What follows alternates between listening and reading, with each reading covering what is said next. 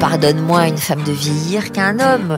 C'est pas facile de se faire une place dans un milieu où il y a quand même plus d'hommes. Mais la féminisation du métier d'investigation, ça a été quelque chose, je pense, de très positif. Les femmes n'attendent plus qu'on leur dise « tiens, viens ». Non, elles y vont. Elles y vont, pousse-toi de là, moi aussi je sais.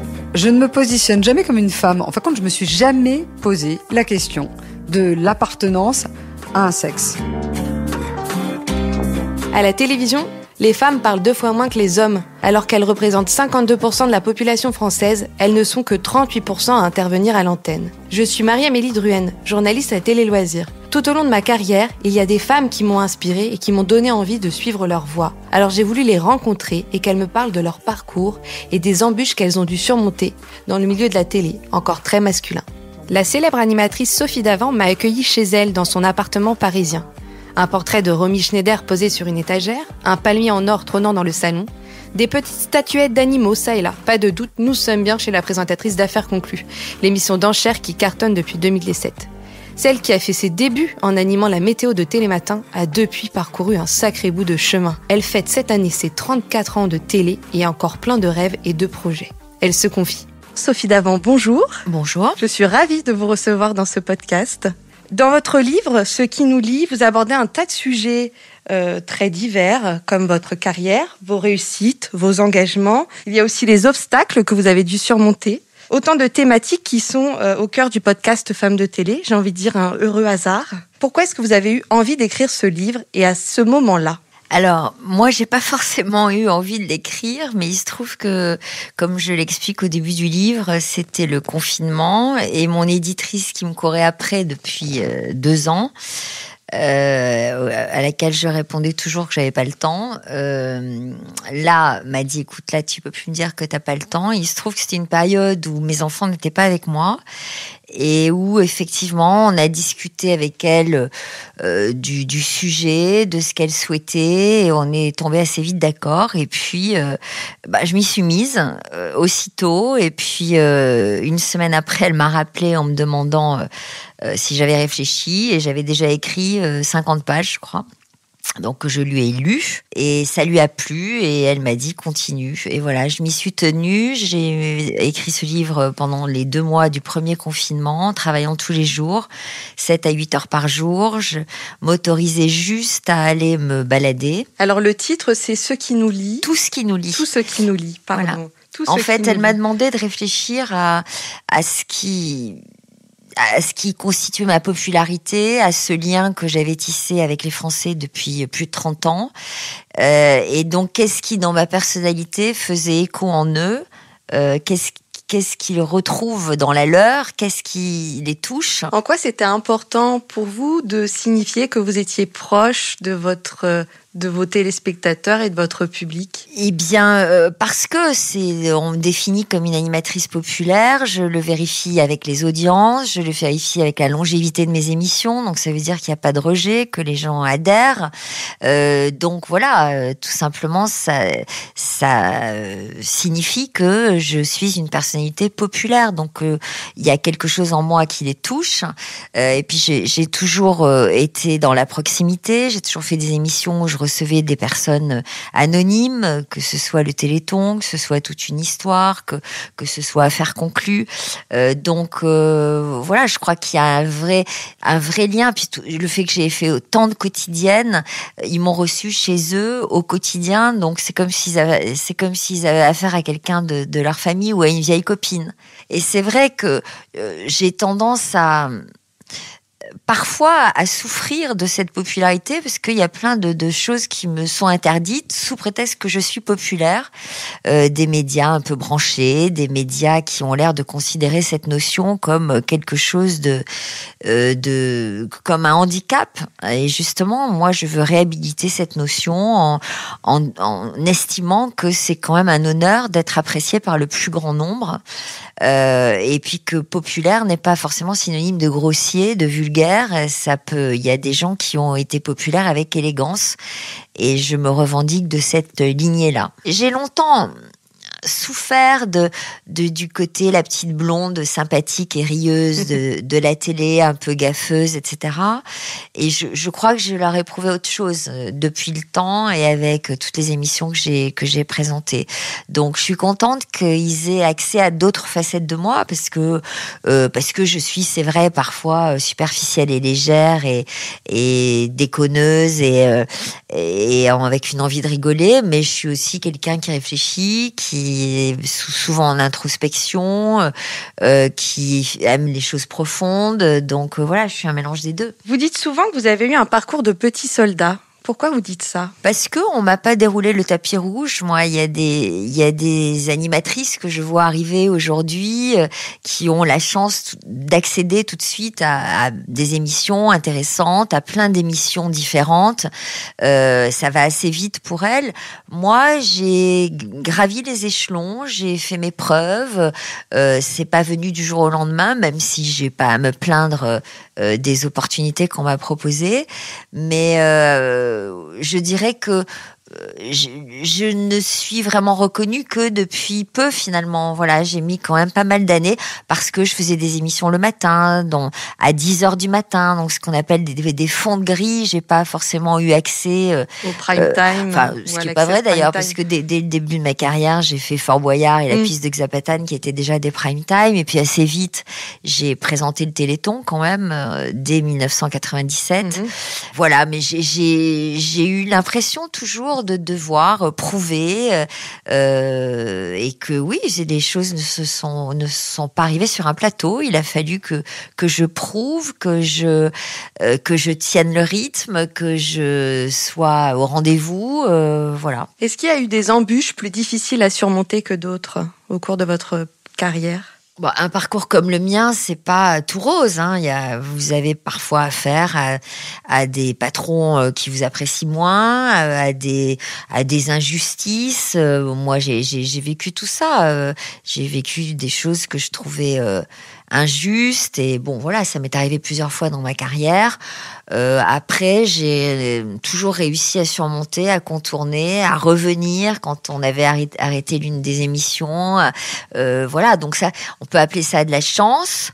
On peut appeler ça aussi du professionnalisme, et puis savoir saisir les opportunités qui se présentent, parce que on n'a pas de la chance comme ça. Il faut être ouverte, il faut accepter des défis parfois qui sont lourds. Hein. Quand j'ai remplacé au pied levé Jean-Luc Delarue du jour au lendemain, il fallait y aller, quoi. C'était lui considéré comme un des animateurs préférés des Français.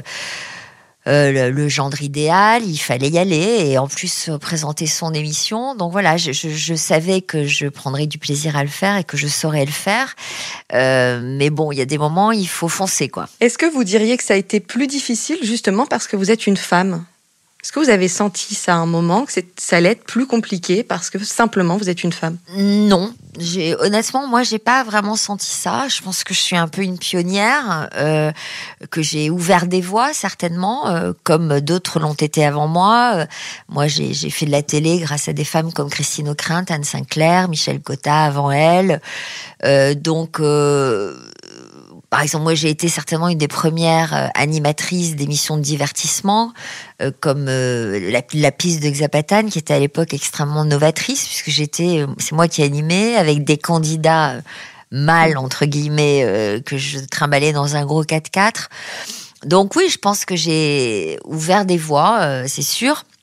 Mais non, il y a toujours des disparités, on est moins payé que les hommes, ça c'est sûr, encore aujourd'hui. C'est plus difficile pour une femme parce qu'on vous pardonne moins de choses. C'est certainement plus difficile de vieillir à l'antenne en tant que femme. On est plus sensible à votre physique, à votre air fatigué ou pas, à vos rides. Donc voilà, bien sûr, ça je le sais, je le subis et je le combats à ma manière. Oui, on en reparlera effectivement, ça fait partie des questions que je voulais vous poser. En tout cas, vous n'avez pas eu la sensation d'évoluer dans un milieu masculin, très patriarcal ? Non, pas trop. Honnêtement, moi, j'ai eu la chance d'être entourée par des gens que j'ai d'abord admirés, qui m'ont beaucoup apporté, qui m'ont beaucoup fait rire, comme Roger Zabel, comme William Lémergie, comme Laurent Cabrol. Donc j'ai beaucoup appris d'eux et bon, j'ai jamais revendiqué une égalité par rapport à eux. Moi, j'étais la petite qui débutait et donc j'étais là aussi pour apprendre. Mais à chaque fois que j'ai tenté d'imposer mes choix, mes points de vue, mes volontés, ça a parfois été des discussions, parfois houleuses, avec William Lémergie, par exemple. Mais quand je trouvais les bons arguments, je parvenais à le convaincre et il était le premier à me suivre. Donc non, j'ai jamais trop souffert de ça. Puis il m'a quand même offert l'opportunité de présenter une émission du matin. J'ai travaillé très longtemps avec lui, donc c'est plutôt même si c'était pas facile tous les jours et s'il fallait prouver, argumenter, parfois dans des discussions houleuses, j'ai quand même eu des opportunités magnifiques, quoi. Ça m'a beaucoup appris. J'ai beaucoup appris aux côtés de William et puis j'ai aimé ce rendez-vous. Beaucoup de femmes sortent du silence en ce moment et disent avoir été victimes de sexisme, de harcèlement. Est-ce que c'est quelque chose que vous avez vécu personnellement ? Harcèlement, non. Sexisme, probablement, à un moment ou à un autre. Mais, enfin, j'ai quand même entendu un directeur de la rédaction de France 2 me dire une fois que, alors que j'osais demander une augmentation, que mon mari était suffisamment bien payé. Voilà, j'ai quand même entendu ça, moi. Donc voilà, je l'ai entendu.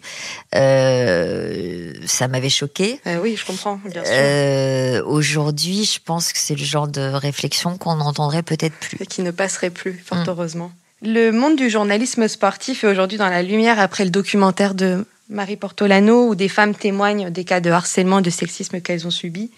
Que pensez-vous du fait que la parole se libère ?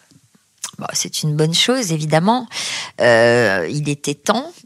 Et bon, je comprends que toutes ces femmes aient besoin de parler et besoin de libérer leurs paroles.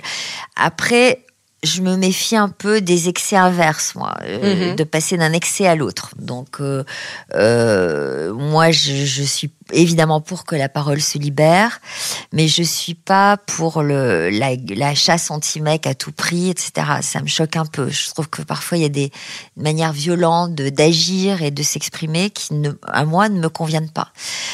Moi, en fait, j'ai toujours contourné. Je crois que j'ai jamais vraiment été victime de sexisme parce que j'avais de l'humour. Et j'ai toujours été la bonne copine, moi. J'ai toujours été un peu la copine des mecs, et j'ai toujours participé au troisième mi-temps, quoi. Donc à chaque fois donc j'étais la première à rigoler avec eux, à faire des blagues avec eux, etc. Et l'humour est un bon moyen de se protéger au fond. Et en étant la bonne copine et la copine avec qui on rigole, et ben on n'est pas forcément la nana qu'on a envie d'attaquer sur le front du physique ou voilà qu'on a envie de draguer et avec laquelle on a envie d'être harceleur. Voilà, moi j'étais bonne copine. Et j'ai adoré travailler avec moi j'ai d'excellents souvenirs, que ce soit avec donc Lémergie, Cabrol, Zabel, que ce soit avec Gérard Rolls, que ce soit avec Patrice Laffont, avec lequel j'ai présenté Fort Boyard. Et donc on s'est toujours hyper bien entendu. Mais moi j'étais la première à participer à ces blagues, parfois un peu sexistes, parfois un peu grossières, parfois un peu troisième mi-temps de rugby. Qui passerait peut-être plus aujourd'hui. Ouais, mais bon, là on se marrait, quoi. C'était de l'humour. Il faut quand même garder le sens de l'humour. Donc la libération de la parole, oui, lorsqu'il y a des choses inacceptables, mais il faudra parvenir à trouver un bon équilibre entre les hommes et les femmes. On a besoin de vivre avec les hommes, on a besoin de trouver le bon mode pour vivre avec eux. Aujourd'hui, ça devient compliqué pour eux, surtout avec des femmes qui réussissent dans leur boulot, qui sont autonomes financièrement. Ils savent plus tellement où se situer.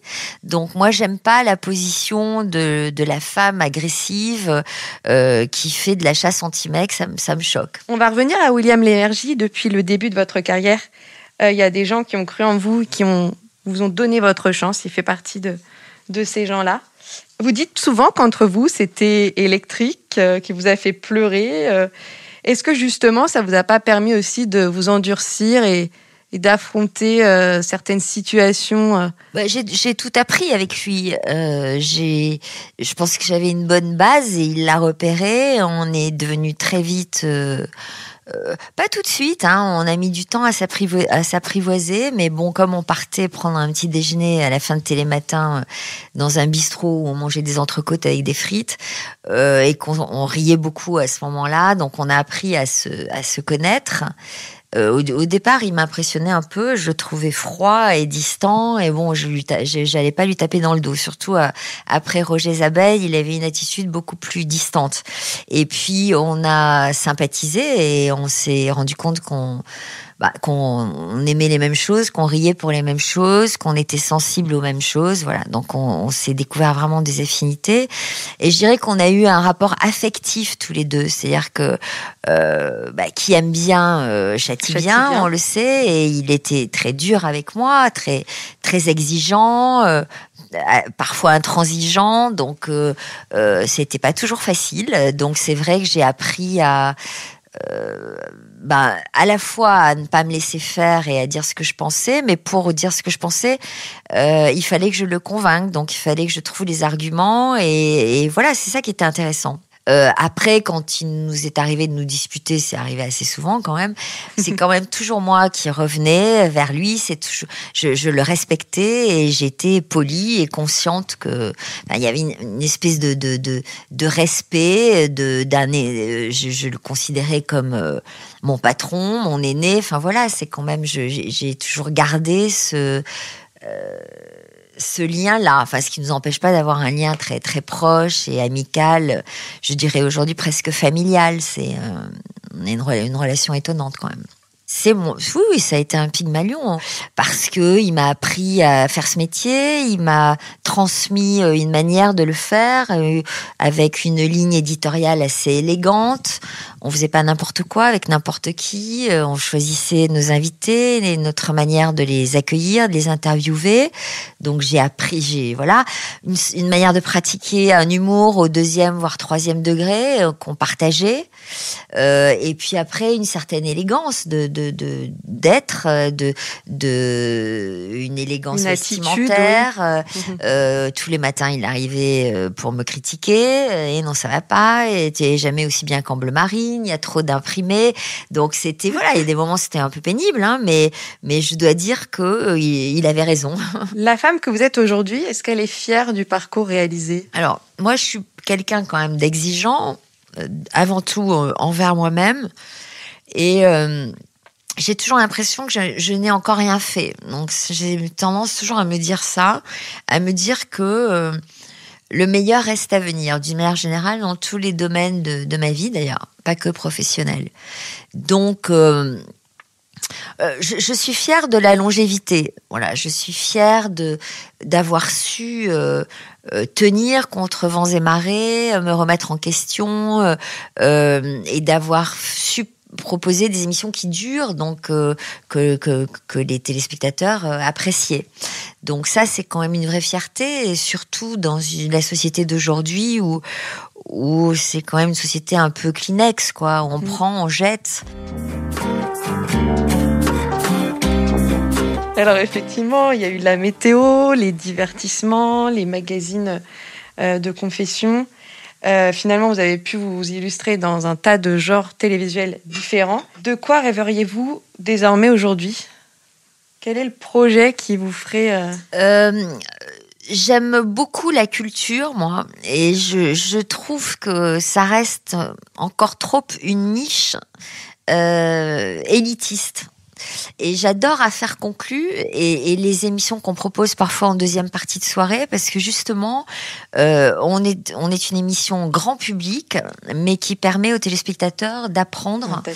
Et ça a toujours été un peu mon credo d'ailleurs. Le matin, on se disait toujours qu'on voulait chercher à déculpabiliser les gens de regarder la télé. C'est-à-dire que on savait qu'on leur donnait des infos et qu'ils ne regretteraient pas de nous avoir regardé parce que ils apprendraient des choses.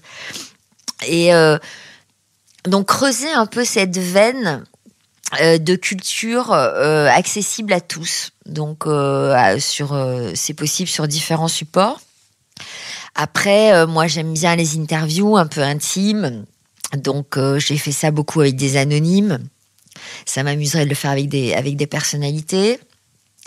Et puis j'aime bien aussi le documentaire. Donc là, j'ai vraiment pas le temps de me livrer à cet exercice, mais c'est quelque chose que j'aimerais bien faire un jour, dans la veine un peu de ce que faisait Mireille d'Arc, ce genre de documentaire un peu intime.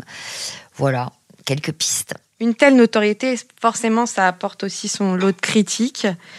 Comment est-ce que vous vous protégez de tout ça, de toutes ces critiques que vous pouvez recevoir? Mais pas que des critiques aussi. Mais... D'abord, je passe pas ma vie à tout lire parce que ça m'atteint. Je suis, comme tout le monde, un être sensible et puis bon, voilà, il y a des critiques tellement injustes et tellement pas fondées. Donc bon, j'ai appris quand même à me rendre compte qu'il y avait beaucoup de critiques injustes et pas fondées, mais il y en a d'autres qui sont plus constructives et que je prends en compte et qui me permettent de me remettre en question aussi. Donc j'essaie de trouver un juste milieu entre tout ça. Après, moi, je passe pas ma vie à ne vivre que pour la télé, quoi. J'ai quand même une vie intérieure assez riche. J'ai le besoin d'aller de quitter Paris, d'aller dans la nature dès que je peux, en dehors des périodes de confinement, bien sûr. Donc voilà, c'est mon métier que j'adore, que je fais avec passion, mais ça ne constitue pas tout mon être. Donc j'arrive à avoir une vie assez équilibrée avec des gens qui n'ont rien à voir avec ce milieu-là, qui m'apportent plein d'autres choses et avec de vrais amis, voilà. Donc finalement j'ai toujours eu cette impression d'être restée entre guillemets normale, c'est-à-dire de pas avoir changé de vie. J'ai longtemps eu une vie de famille avec mes enfants, où je partais tous les week-ends avec eux, toutes les vacances scolaires avec eux. Et Pierre travaillait à la télé aussi, et on avait une vie archi normale autour de nos enfants, quoi. Donc bon, après, il y a des moments qui sont difficiles à gérer, c'est vrai. Il y a des moments où vous n'avez pas envie d'être reconnu. Vous avez un déjeuner un peu intime et c'est gênant que les gens autour soit vous reconnaissent, soit vous prennent en photo, parce que maintenant, il y a ça aussi. Ça a beaucoup changé en 30 ans. Il y a des choses qu'on pouvait se permettre il y a 30 ans, qu'on peut plus se permettre aujourd'hui à cause des portables, des réseaux sociaux et tout ça. Il faut être beaucoup plus vigilant aujourd'hui. Oui, vous avez l'impression d'être beaucoup plus scruté en détail. Ouais. Scruté, photographié, filmé. On ne sait pas ce qu'ils vont faire des photos. Alors, on vous demande de faire des photos en permanence. Parfois, vous n'êtes pas maquillé, vous elle crevé.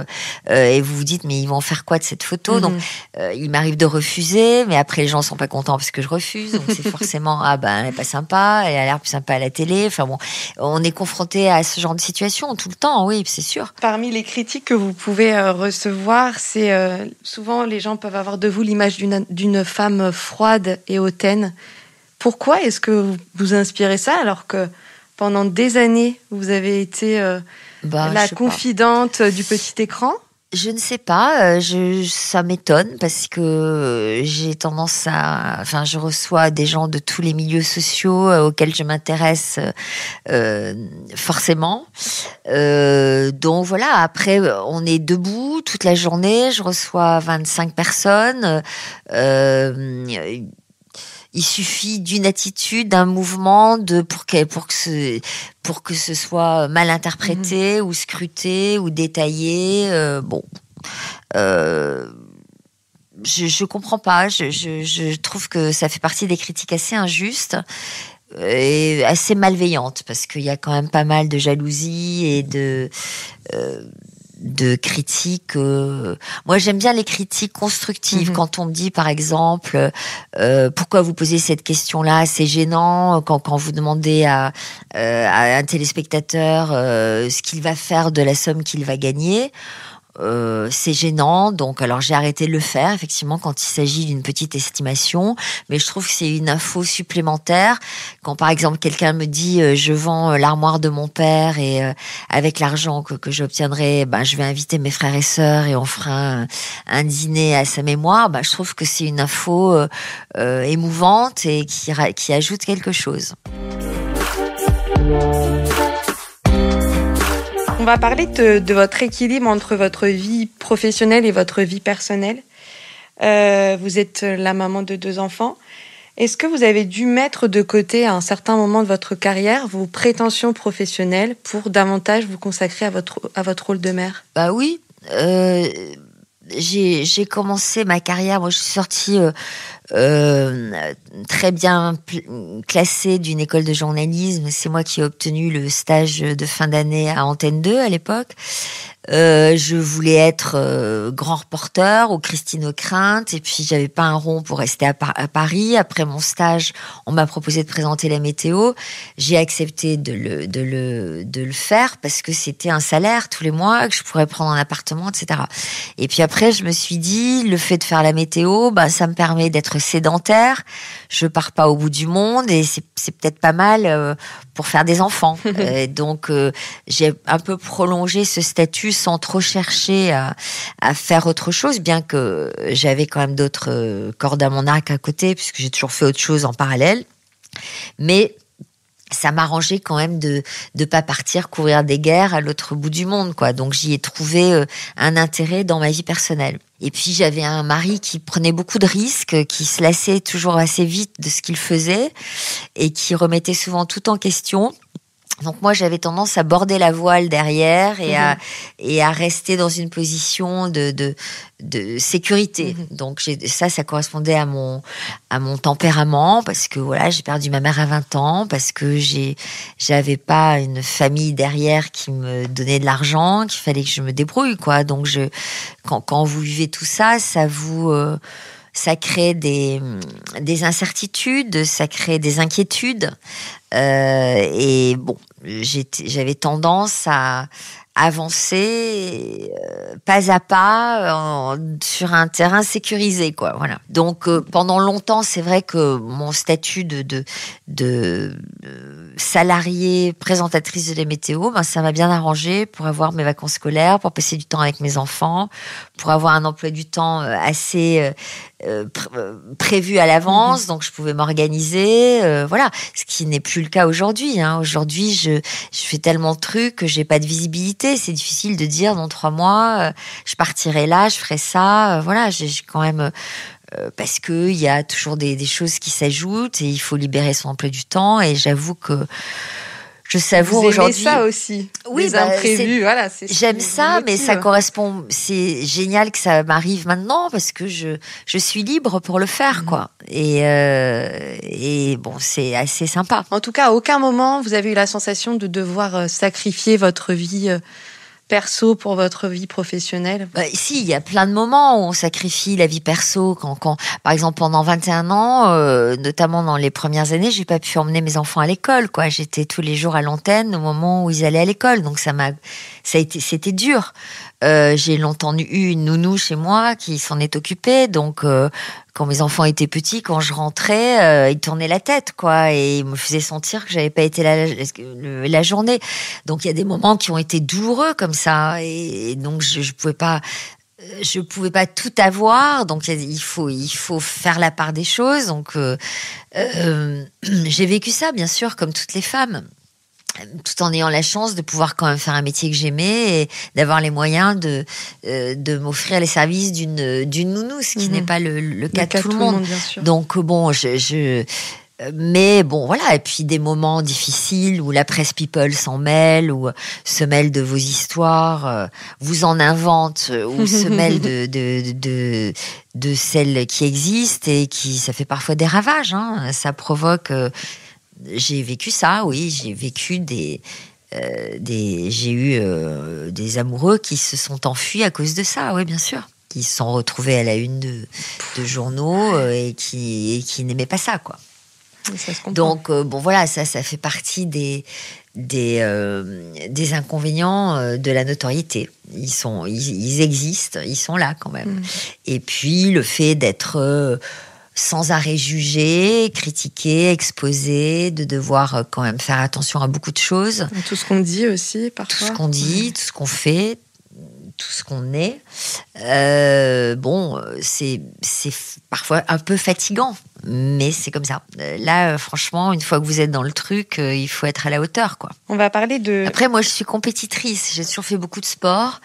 J'ai fait beaucoup de compétitions, que ce soit en tennis, en natation, en basket. Et je crois que j'ai une vraie mentalité c'est pour ça que je dis une mentalité de petit soldat, mais une mentalité de combattante. Oui, je me laisse pas abattre, j'ai des ressources mentales, je sais tenir, je sais. Je suis pas une capricieuse. Moi, je veux que les tournages aillent le plus vite possible. Je refais pas mes plateaux. Je veux qu'on termine. Je veux pas que faire durer le truc pour faire durer le truc. Je suis pas du genre à aller me reposer dans ma loge pendant des heures avant d'enchaîner les séquences. J'ai un respect pour les gens qui travaillent avec moi, les équipes techniques, les gens qui m'entourent. Et puis parce que je suis comme ça, j'ai l'amour du travail bien fait, vite fait. Pas perdre son temps inutilement, ça fait partie de mon ADN. Parce que les gens qui travaillent avec moi le soulignent, savent comment je travaille, savent que je ne refais pas mes plateaux, que les prises, j'y vais direct. One shot. Voilà. Il faut que ça aille vite. Alors donc je suis exigeante parce qu'il faut que tout le monde y aille, quoi. Et voilà, il faut que les gens soient pros et il faut... Donc c'est pas toujours facile, hein. Les nuls se sont éliminés d'office, quoi. Ça c'est sûr. Je pense que on a des rythmes de sportifs de haut niveau. C'est un boulot extrêmement exigeant, surtout quand on est une femme et quand on fait de l'antenne. Et il faut être à la hauteur de tout ça. Et c'est pas rien. Moi, je suis tellement habituée que je m'en rends plus compte. Mais en fait, je me rends compte quand j'arrête, quand j'ai des vacances ou quand j'arrête un moment de tournée, je me rends compte à quel point c'est exigeant, quoi. Le rythme. Pourquoi vous dites surtout parce qu'on est une femme ? Parce que c'est plus compliqué de se fringuer, d'être. En fait, on accepte qu'un homme mette toujours le même costume, et une femme, ça fait partie de sa manière de se vêtir, fait partie du personnage. Donc ça, en cela, on n'est pas du tout. C'est pas encore la parité sur ce plan-là. Et puis on pardonne moins à une femme de vieillir qu'à un homme. Un homme au temps argenté a de plus en plus de charme. Une femme, on va dire d'elle qu'elle est tapée, quoi. Que voilà. Donc ça suppose de faire attention à soi, de faire ce qu'il faut pour rester présentable, de faire du sport, d'avoir un corps encore agréable à regarder, etc., quoi. C'est important pour vous de paraître toujours dynamique et en forme ? Oui, c'est important parce que sinon je vais me faire critiquer et lyncher. Donc oui, bien sûr que c'est important. Donc ça suppose d'essayer de pas prendre de poids, ça suppose alors on peut très bien être très épicurienne parce que je le suis, j'adore manger et boire, mais c'est vrai qu'en vieillissant, je fais un peu plus attention, voilà. Faire du sport, ça c'est hyper important, hein. Donc moi je m'oblige à marcher plusieurs fois par semaine, mais quand je dis marcher, c'est marcher 2h30, quoi. C'est quand même plus de 10 km. Et puis après, je m'oblige à entretenir ma peau, à faire des soins esthétiques, à avoir des soins du visage. Quand on est maquillé autant que moi, on est obligé de se faire des nettoyages régulièrement. Voilà, tout un tas de petits travaux esthétiques qui permettent de garder une bonne mine. On ne demanderait pas forcément les mêmes efforts aux hommes ? Non, c'est sûr que non. Je pense que certains se font faire quelques injections pour paraître moins fatigués, hein. Ils y vont aussi, ils font attention à eux aussi. Mais c'est vrai on pardonne beaucoup plus à un homme d'avoir des rides, d'avoir les cheveux qui blanchissent, d'être toujours habillé pareil. Voilà, on se pose Je pense que les critiques sont moins acérées que vis-à-vis des femmes. Aujourd'hui, la médecine esthétique a un arsenal de propositions super, entre les lasers, les petites injections d'acide hyaluronique, la mésothérapie, les massages. Donc il y a quand même tout un tas de moyens de lutter contre les effets du vieillissement. Voilà, donc bien sûr que j'y ai recours, moi. Ça fait partie des choses. Et la chirurgie esthétique, j'y aurais recours à condition de pas que ça ne change pas mon visage. Donc il y a des choses à faire qui restent, qui donnent juste bonne mine, quoi. Votre mère était une militante pour le droit des femmes. Ouais. Je crois qu'elle a beaucoup œuvré, notamment auprès de Gisèle Halimi. Est-ce que c'est important pour vous d'honorer sa mémoire en continuant le combat, en s'engageant ? Alors, moi, je suis une héritière. Ma génération, nous sommes des héritières de ce qu'ont fait ces femmes-là, au moment où elles l'ont fait. Et de la même manière que les femmes plus jeunes que moi sont héritières des voies que j'ai ouvertes, moi, et d'autres. Bien sûr. Donc, bien sûr qu'il y a un héritage. Moi, j'ai un double héritage, parce que moi, j'ai perdu ma maman. Ma maman avait 44 ans quand elle est décédée. Moi, j'avais 20 ans. Et j'ai un peu l'envie de vivre pour elle ce qu'elle n'a pas vécu aussi. Donc, j'ai une double envie de vivre, moi. Et puis, oui, bien sûr, je suis allée au bout de ce qu'elle m'a demandé, une autonomie, une indépendance financière, et puis un travail que j'aime, et puis aller au bout de certaines expériences dans ma vie privée, qu'elle a peut-être pas connues elle, et qui étaient importantes pour moi. Donc oui, bien sûr. Il y a un constat aussi que vous faites, c'est qu'il y a peu de femmes de votre génération à la télévision. Et vous avez envie d'être un peu le porte-parole de toutes ces femmes aussi. De fait, c'est pas tellement que j'ai envie, je préférerais qu'il y en ait d'autres, mais à l'antenne aujourd'hui de ma génération, il y en a pas beaucoup. Il y en a plus dans l'info pure et dure, comme Lise Lucet, par exemple, est de ma génération, mais il y a des femmes beaucoup plus âgées qui sont encore à l'antenne, qui font encore de l'antenne, des femmes comme Catherine Ney, comme Arlette Chabot, mais alors ça, c'est quand même on est peut-être plus permissif à l'info. Dans le domaine de l'animation et du divertissement... Il y a Laurence Boccolini, mais... Ouais, il y a Laurence Boccolini. Voilà. Et voilà, je crois. Hein. Donc c'est vrai que c'est intéressant alors je sais pas si j'atteindrai, si j'irai aussi, si je ferai mon métier aussi longtemps que Michel Drucker, mais ce serait un but à atteindre. Le jour où une femme sera encore à l'antenne à 79 ans, ouais, là on pourra crier victoire. Après je sais pas si je me le souhaite, hein. Peut-être que j'en aurai ras-le-bol dans pas longtemps, je sais pas. Comment est-ce que vous agissez vous à votre échelle pour davantage de parité entre les hommes et les femmes dans le monde de la télé? Nous c'est tous les jours qu'on essaie. Le problème, moi je suis aussi embêtée avec ça, parce que c'est normal qu'on accède à la parité, mais ce problème des quotas, c'est que moi je veux bien la parité, mais je veux aussi des filles compétentes. Et mettre des filles pour mettre des filles, si elles n'ont pas la compétence voulue, ça me plaît pas non plus. Donc c'est ça qui m'embête avec les quotas, avec le problème des quotas, c'est que parfois on voit arriver des gens sous prétexte que il faut mettre des gens de la diversité ou etc. Donc qui n'ont pas forcément une compétence extraordinaire.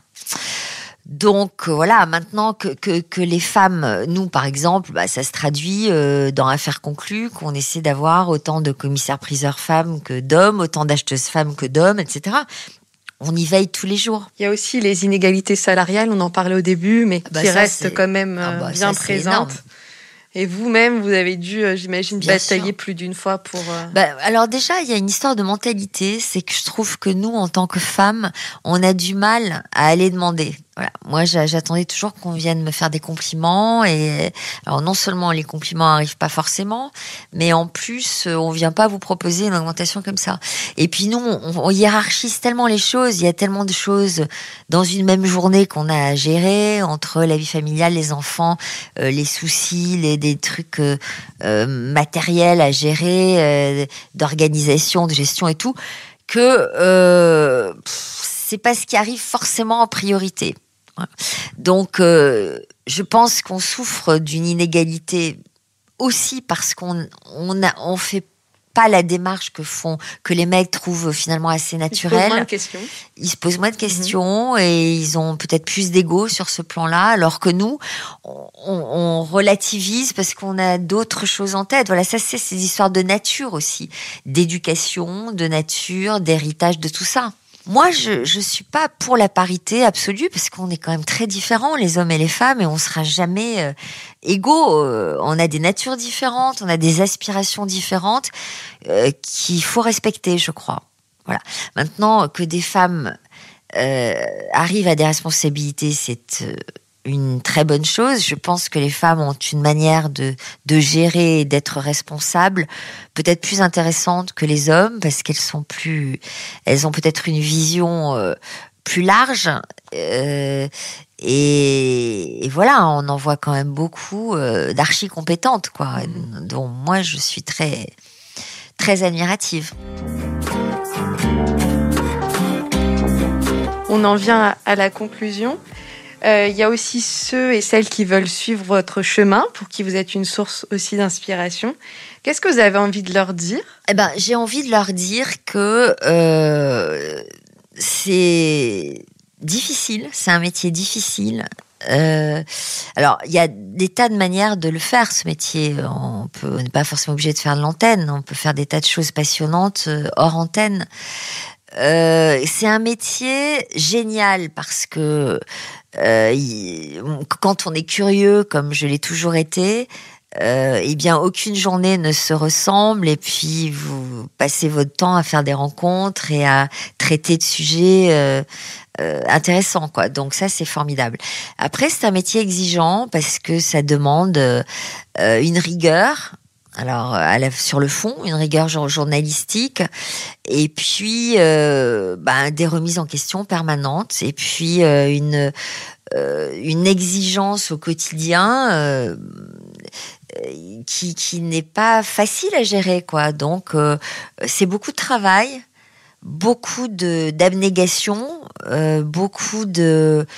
Moi, je suis pas du genre à m'écouter. Quand je suis malade, il faut que ça passe vite parce que je sais qu'il y a 100 personnes qui attendent et un tournage qui attend. Donc, voilà, c'est un métier de sportif de haut niveau. Donc, il faut se doter des atouts à la fois mentaux, physiques, l'hygiène de vie, bien se connaître, alors ne pas se priver de sorties, mais ne pas sortir tous les soirs. Enfin, il y a des choses auxquelles il faut vraiment faire attention, quoi. Voilà, donc ça suppose beaucoup de choses, et puis il faut être armé aussi pour garder la tête froide, pour je dirais que ça suppose d'être assez construit et équilibré. Voilà, parce que on peut vite céder à l'appel des sirènes, on peut vite attraper la grosse tête, on peut vite se prendre pour quelqu'un d'autre. Et les revers de bâton sont terribles. Merci beaucoup pour cet entretien, Sophie Davant. Merci à vous. Et je vous dis à bientôt. Merci beaucoup. Merci à vous.